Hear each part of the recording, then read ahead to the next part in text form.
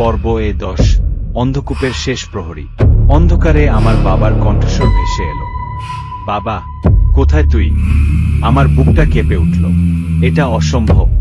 আমার বাবা তো এই মুহূর্তে গ্রামের বাড়িতে থাকার কথা, তাহলে এই অন্ধকূপের ভেতর থেকে তার কণ্ঠস্বর আসছে কিভাবে? ঠিক তখনই লোহার খাঁচার ভেতরে বন্দি বৃদ্ধ প্রহরী কাবা গলায় চিৎকার করে উঠলেন, কান বন্ধ করো, ওর কোনো কথার উত্তর দিও না।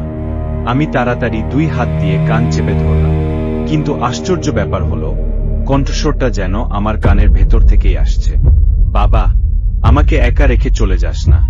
আমার চোখ ভিজে উঠল। আমি জানতাম এটা ফাঁদ, তবুও বাবার কণ্ঠস্বর শুনে বুকের ভেতরটা মোচড় দিয়ে উঠছিল। হঠাৎ পুরো অন্ধকূপে একসঙ্গে শত শত মানুষের ফিসফিসানি শুরু হলো, ওদিকে যাও, তোমার বাবা ওখানে। একটার সঙ্গে আরেকটা মিশে এমন এক শব্দ তৈরি করলো, মনে হচ্ছিল হাজারো মৃত মানুষ একসঙ্গে কথা বলছে। আমি হাঁটু গেড়ে বসে পড়লাম, মাথাটা যেন ফেটে যাবে। ঠিক তখনই বৃদ্ধ প্রহরী তার কাপা হাতটা শিকলের ফাঁক দিয়ে বাড়িয়ে দিলেন, আমার দিকে তাকাও। আমি তার চোখের দিকে তাকাতেই আশ্চর্যভাবে সব শব্দ একটু একটু করে দূরে সরে যেতে লাগল। তিনি ফিসফিস করে বললেন, এই রাজবাড়ির শক্তি মানুষের ভয় নয়, মানুষের স্মৃতি। আমি অবাক হয়ে বললাম, মানে? বৃদ্ধ একটা দীর্ঘশ্বাস ফেললেন, যাকে সবচেয়ে বেশি ভালোবাসো তার কণ্ঠস্বর শুনিয়ে তোমাকে ভুল পথে নিয়ে যায়।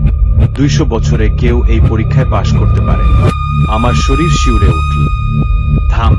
অন্ধকূপের শেষ মাথায় বিশাল লোহার দরজায় একটা প্রচণ্ড আঘাত পড়ল। থাম। আরেকটা। এবার পুরো মেঝে কেঁপে উঠল। বৃদ্ধ প্রহরীর চোখ বড় হয়ে গেল। সে চলে এসেছে। আমি কাপা গলায় বললাম, কে? তিনি উত্তর দিলেন না, বরং শিকলের সঙ্গে বাঁধা হাতটা দিয়ে অন্ধকূপের ডান পাশের দেয়ালের দিকে ইশারা করলেন। সেখানে একটা পাথরের ফলক। আমি দৌড়ে গেলাম। ধুলা সরাতেই দেখতে পেলাম অদ্ভুত কিছু প্রতীক খোদাই করা, আর নিচে পুরনো বাংলা অক্ষরে লেখা, যে সত্যকে জানবে সে আর কখনো আগের জীবনে ফিরতে পারবে না। আমি বাক্যটা পড়ে শেষ করতেই গোটা ফলকটা কেঁপে উঠল। ধীরে ধীরে পাথরের দেয়ালটা সরে যেতে লাগল। ভেতরে দেখা গেল সরু একটা গোপন পথ। বরফ ঠান্ডা বাতাস বেরিয়ে এলো সেখান থেকে। বৃদ্ধ প্রহরী চিৎকার করে বললেন, ওই পথেই যাও, ওখানেই সব প্রশ্নের উত্তর লুকিয়ে আছে। আমি তার দিকে তাকিয়ে বললাম, আপনি? বৃদ্ধ হালকা হেসে মাথা নাড়লেন, আমার সময় শেষ। আমি 200 বছর ধরে এই পথ পাহারা দিচ্ছি। আজ আমার মুক্তির দিন। আমার বুক ভারী হয়ে উঠল। আমি কিছু বলতে যাচ্ছিলাম, ঠিক তখনই থাম। অন্ধকূপের বিশাল দরজাটা এক আঘাতে ভেঙে পড়ল। ঘন কালো ধোঁয়ার ভেতর থেকে ধীরে ধীরে একটা বিশাল অবজব এগিয়ে আসতে লাগল। তার হাতে মরিচা ধরা বিশাল তলোয়ার মেঝেতে টেনে আনছে। Catch catch catch. শব্দটা শুনেই শরীরের লোম খাড়া হয়ে গেল। আমি তার মুখ দেখতে পাচ্ছিলাম না, কিন্তু 2 চোখ জ্বলন্ত কয়লার মতো লাল, আর তার পেছনে যেন মৃত সৈন্যরা আবার জীবিত হয়ে উঠেছে। বৃদ্ধ প্রহরী হঠাৎ বুক ভরে চিৎকার করে উঠলেন, দৌড়াও আকাশ, পেছনে তাকিও না। আমি গোপন পথের ভেতর ঢুকে পড়লাম।